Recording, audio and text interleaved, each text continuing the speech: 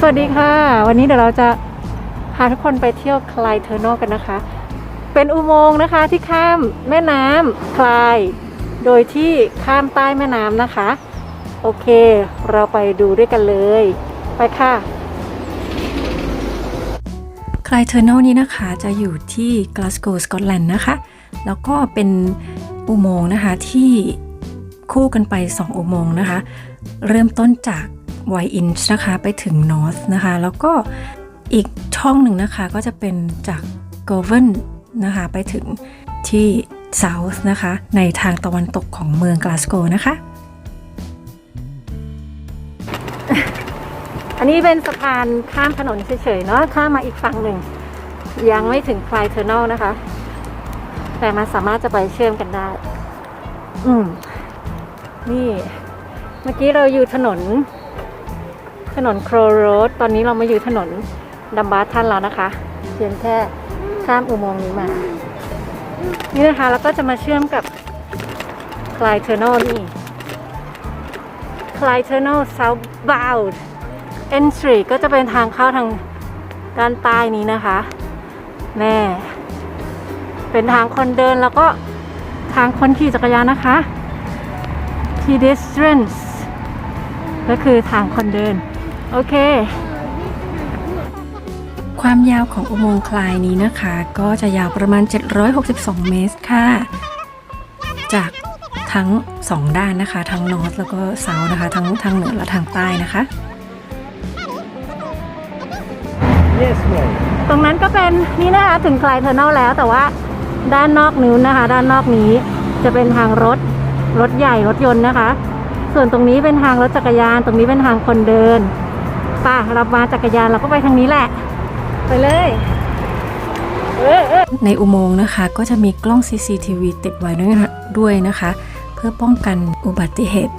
แล้วก็ภัยทั้งหลายแหล่นะคะอันนี้นะคะถ้าทุกคนเป็นคนกลาสโกว์นะคะทุกคนจะรู้ว่าถ้าเข้ามาคลายเทอร์โนเราต้องกั้นหายใจนะคะเพราะว่าเราเหมือนเรากำลังอยู่ในน้ำนะคะโอ้ลูกไปเลยค่ะในนี้จะมีความชื้นนิดหน่อยนะคะ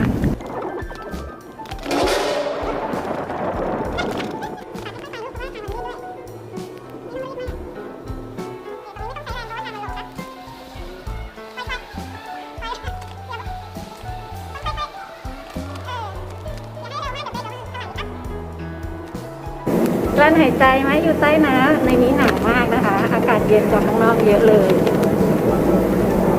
เพราะว่าอยู่ใต้น้ำด้วยไม่โดนแดดด้วยนะคะ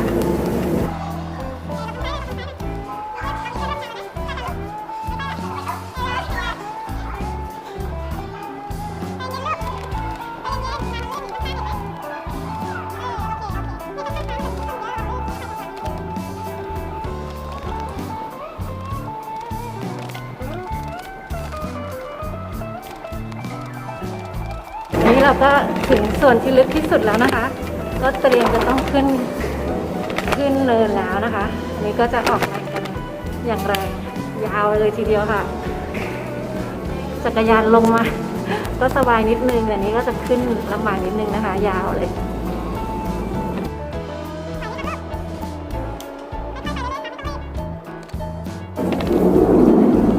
เราได้ยินเสียงรถไหมคะ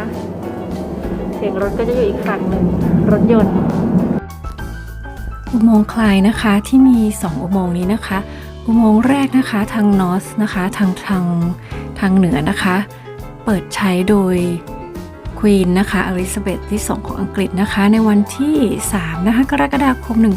1963นะคะแต่ทางใต้นะคะที่นกมานี้นะคะในรูปนี้นะคะในคลิปนี้นะคะก็คือเปิดทีหลังนะคะเปิดในช่วงมีนาคม1964นะคะแล้วก็ราคาของค่าก่อสร้างนี้ทั้งหมดนะคะก็ประมาณ10 ล้านปอนด์นะคะทางขึ้นอีกแล้วนะคะ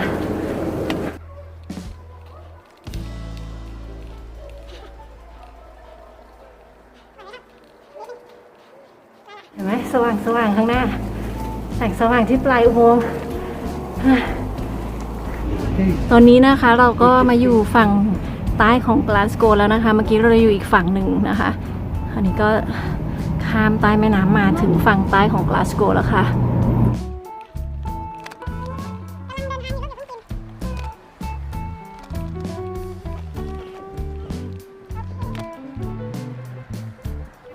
จะบอกว่าตอนลงก็สนุกนะคะ แต่พอขึ้นเนี่ยมันเหนื่อยมาก นี่นะคะเราก็จะไปตรงนี้กันนี่นะคะเอลเดอร์พาร์คนะคะเดี๋ยวเราจะไปเอลเดอร์พาร์คกันนะคะก็ไปทางขวานะคะ เห็นสัญลักษณ์ไหมคะเขาบอกจักรยาน1 นาทีนะคะแต่วันนี้เราก็มีคนเดินด้วยโอเคไปกันเลย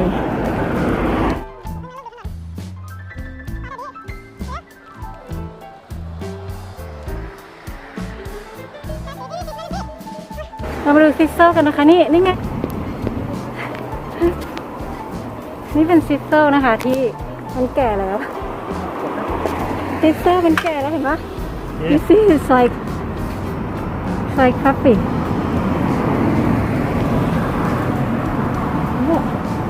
นี่แก่แล้วอ้าว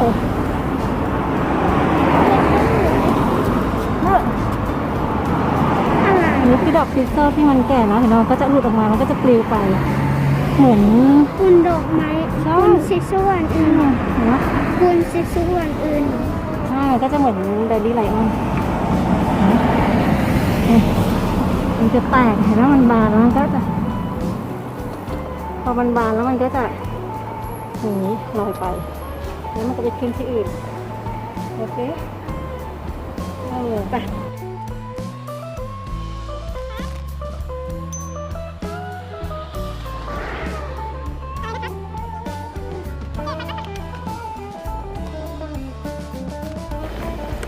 เราต้องมาข้ามตรงนี้อีกทีนะคะเพื่อความปลอดภัยแล้วก็รอสัญญาณไฟนะคะเราจะมีกรีนแมนไปครับเขียวแล้วเห็นไหมเขียวแล้วไปได้มันไม่ได้ถ่ายหรอกดูสวยไหม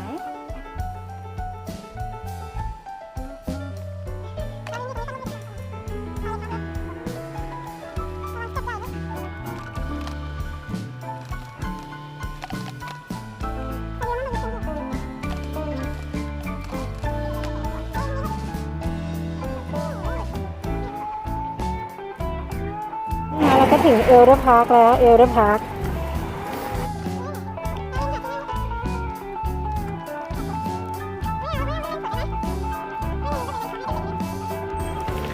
ตอนนี้เขาก็เริ่มเปิดให้